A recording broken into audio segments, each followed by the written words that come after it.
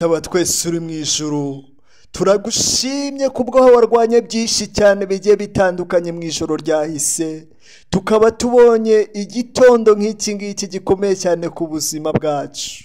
Ibyo byose Mana ubishimirwe.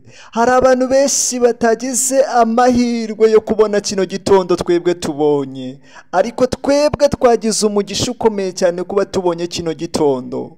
Iki gitondo abantu benshi ubasetse bagiye batandukanye bakurikiranye iyi video, wongera uhaza umunezero buri muntu wese ukurikiranye iyi video muri iki gitondo, wongera utanga ibyishimo ku muntu wese ukurikiranye rino sengesho, wongera uhaze umunezero umuntu wese ukurikiranye rino sengesho. Abafite imvune mu mitima ubaruhure ku bw'iki gitondo, abafite agahinda ubamara agahinda ku bw'iki gitondo, abafite ibibazo bigiye bitandukanye ugenda ubamara umubabaro ku bw'ibibazo bafite muri iki gitondo.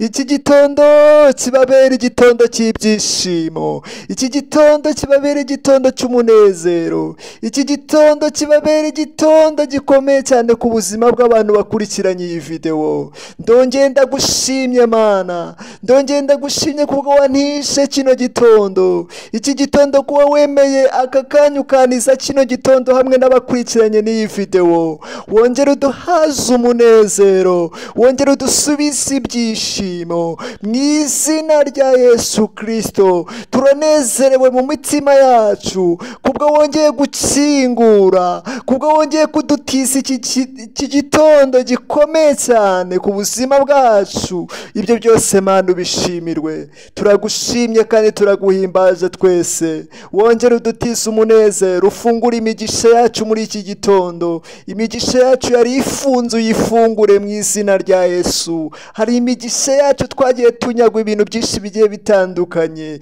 ibyo byose ubinyagure ku bw'iki gitondo. Kiba ari igitondo cy'umunezero, kiba ari igitondo cy'umugisha, kiba ari igitondo gituma twirirwa neza umunsi wose. Turabigushimiye kuko uri Imana ishobora byose. Turizeye yuko hari ikintu ugiye kurema kuri uyu munsi muri iki gitondo mu izina rya Yesu Kristo. Twizeye n'imbabazi zawe nyinshi zisanga muri iki gitondo. Turagushimye rero Uwiteka kuko uri umukozi w'umuhanga mu izina rya Yesu Kristo. N'abatabashije Mana kubona iyi video bagirire neza, ubafashe muri byose, yaba ari abarwayi yaba ari abameze nabi. Iki gitondo kibabere icy'umugisha, iki gitondo kibabere icy'umunezero mu izina rya Yesu Kristo. Tugusabye twizeye mu izina rya Yesu, amen.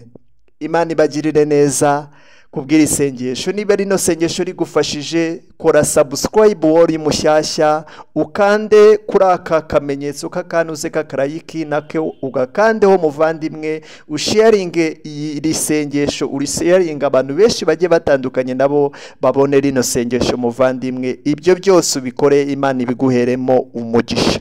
Iri rero cyari igice cya mbere cy'isengesho rya mu gitondo. Ejo nzabazanira igice cya kabiri cy'isengesho rya nijoro ry'impinduka rikomeye cyane, ukaryama neza ukarota neza. We rero utarakora subscribe waba ucikanwe n'isengesho tugiye kujya dusenga ry'umunsi. Imana rebaho umugisha kandi bagirire neza. Shalom shalom. Ndabakunda, mwari muri kumwe na Prophet Claude umuhanuzi w'Imana. Nimero yanjye ni 078 76 34 Imana ibaha umugisha mwinshi cyane.